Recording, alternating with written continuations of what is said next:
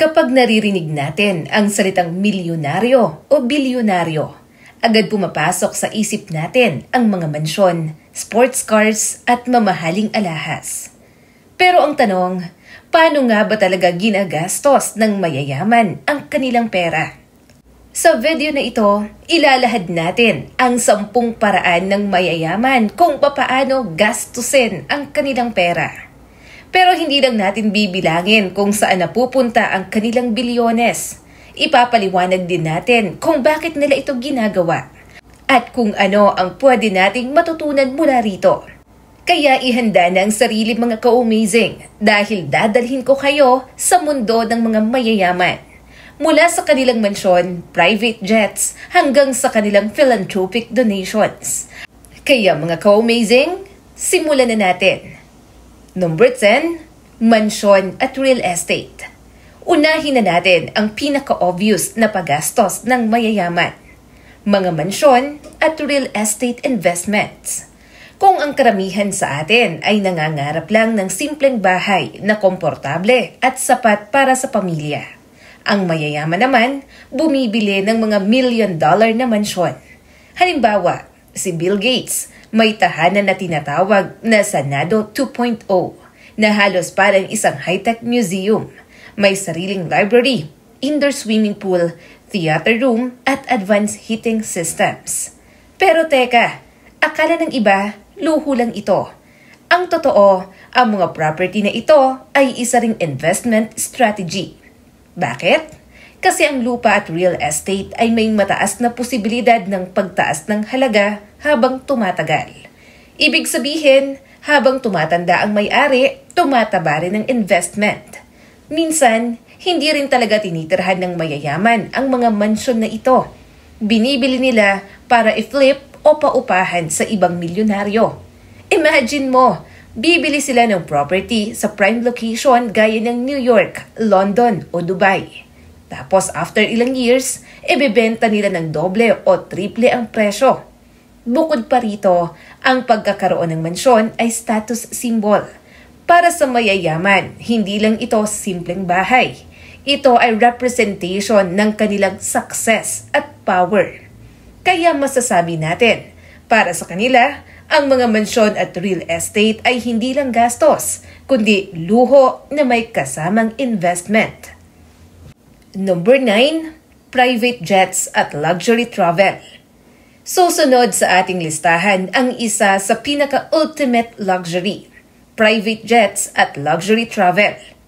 Kung ikaw ay bilyonaryo, hindi na sapat ang business class o first class. Kailangan sarili mong eroplano. At hindi basta eroplano, ito'y may bedrooms, dining areas at meeting rooms, para bang lumilipad na mansyon. Si Jeff Bezos, Elon Musk at Taylor Swift ay ilan lang sa mga may sariling jets. Bakit nga ba? Una, dahil para sa kanila, oras ang pinakamahalagang yaman. Imbes na maghintay ng oras sa airport o maabala ng mga flight delay, pwede silang lumipad kung kailan nila gusto. Pangalawa, ito'y usapin ng privacy at seguridad. Bilang mga public figure, mahirap bumiyahe ng walang paparazzi o ng fans. At sa private jet, hawak nila ang kontrol. Pero hindi lang jets ang pinaglalaanan nila, pati luxury travel experiences, mga exclusive resorts, private islands, at kahit buong cruise ship ay nire-reserba nila para lang sa kanila at sa pamilya. Para sa atin, parang imposible, pero para sa kanila, ito ang normal na paraan ng paglalakbay. Ang aral dito, binibili nila ang oras at kalayaan, hindi lang basta biyahe. Number 8, luxury cars at collectibles. Kung kotse lang ang usapan, ibang level ang mayayaman. Ang iba sa kanila ay may koleksyon ng daan-daang luxury cars. Mula sa Ferrari, Lamborghini, hanggang sa one-of-a-kind concept cars. Si Cristiano Ronaldo, halimbawa, ay may mahigit 20 supercars sa kanyang garahe. At si Jay Leno, isang TV host, ay kilalang may koleksyon ng higit 180 na kotse at motorsiklo. Pero bakit gumagastos ang mayayaman dito? Una, dahil passion at hobby nila ito. parang stamp collection lang pero sobrang mamahalin. Pangalawa, ito rin ay investment. May mga kotse na habang tumatagal, tumataas ang value, lalo na kung limited edition. Halimbawa, ang Ferrari 250 GTO ay naibenta ng higit sa 70 million US dollars. Isang kotse pa lang ito. Para sa atin, ang kotse ay paraan ng pagbiyahe. Pero para sa mayayaman, ito ay obra maestra, koleksyon at pamumuhunan. Number 7, alahas at fashion. Pagdating sa fashion, hindi nagpapahuli ang mga bilyonaryo. Isipin mo na lang ang mga suot nilang relo na nagkakahalaga ng milyon. Isang piras ng Rolex o Patek Philippe ay pwedeng katumbas ng bahay. Bakit nga ba gumagastos sila ng ganito? Una, status symbol. Ang luxury brands gaya ng Louis Vuitton, Chanel at Gucci ay hindi lang tela.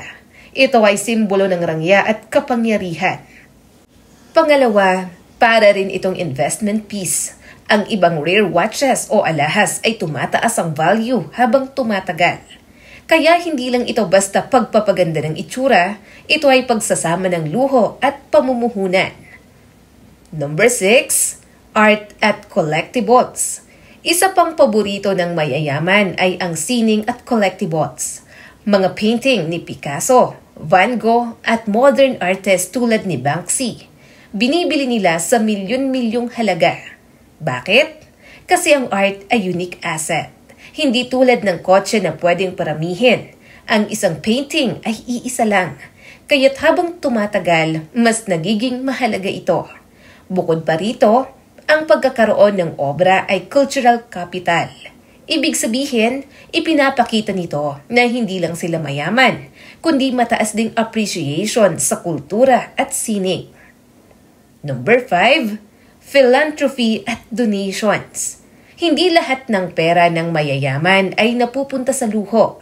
Marami rin sa kanila ang gumagastos sa philanthropy at donations. Halimbawa, si Bill at Melinda Gates ay nag-donate ng bilyon-bilyong dolyar para labanan ang malaria at iba pang sakit.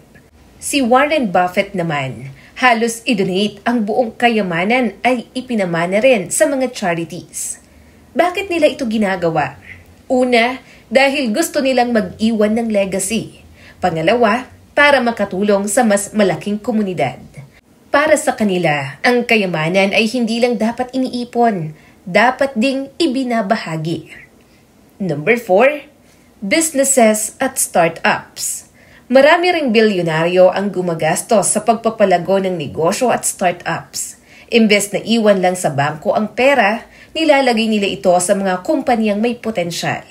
Halimbawa, si Jeff Bezos ay nag-invest sa Airbnb at Uber noong nagsisimula pa lang ang mga ito. Bakit? Kasi alam nila, mas lalaki ang kita kung maglalagay sila ng pera sa mga innovative ideas. Ito ang isang dahilan kung bakit patuloy silang yumayaman. Hindi sila natatakot mag-risk at mag-invest. Number 3, health at longevity. Isa pang interesting na paggagastosan ng mayayaman ay ang health at longevity. Nagbabayad sila ng milyon-milyon para sa personalized healthcare, genetic testing at anti-aging research. May iba pang nag-e-experiment sa cryogenics, yung ipapareserve ang katawan para gisingin sa hinaharap. Para sa kanila, hindi sapat ang pera kung wala ang kalusugan at mahabang buhay. Number 2, education at knowledge. Marami sa mga mayayaman ang gumagastos ng malaki sa edukasyon, hindi lang para sa sarili nila, kundi para rin sa kanilang mga anak. Private schools, Ivy League universities at special tutors, lahat yan ay ginagastosan dahil alam nila ang pinakamahalagang puhunan ay ang kaalaman. Bukod dito, marami rin ang bumibili ng rare books, libraries at nagpopondo sa research projects. Number 1, experiences at legacy. At ang nangunguna sa ating listahan, experiences at legacy. Sa huli, hindi lang material na bagay ang ginagastusan ng mayayaman. Mas pinahahalagahan nila ang mga karanasang hindi malilimutan. Paglalakbay kasama ang pamilya, pagbuo ng foundations at pag-iiwan ng pamana sa susunod na henerasyon. Para sa kanila, ang tunay na kayamanan ay yung maaalala ka ng mundo, hindi lang sa pera, kundi sa impact ng iyong iniwan. Kung susumahin natin, ang mga mayayaman ay gumagastos hindi lang para sa luho, kundi para rin sa investments, kalusugan, edukasyon at legacy. At kung may aral tayong mapupulot dito, ito ay simple. Hindi masama ang gumastos basta't may saysay at may direksyon. Kahit hindi tayo milyonaryo, pwede nating tularan ang disiplina nila sa pag-i-invest, pagpapahalaga sa oras, at pagbibigay pabalik sa komunidad. Kaya ka-amazing, sa susunod na isipin mo kung paano gumagastos ang mga mayayaman, tandaan, ang pera, darating at mawawala. Pero ang paraan ng paggamit nito, yon ang magtatakda kung anong klaseng pamana ang iiwan mo sa mundo. Kung nais mo ng mga ganitong klase ng video, huwag kalimutang mag-like and subscribe at pakipindot na rin ang notification bell para updated ka kapag may mga bago tayong video katulad nito.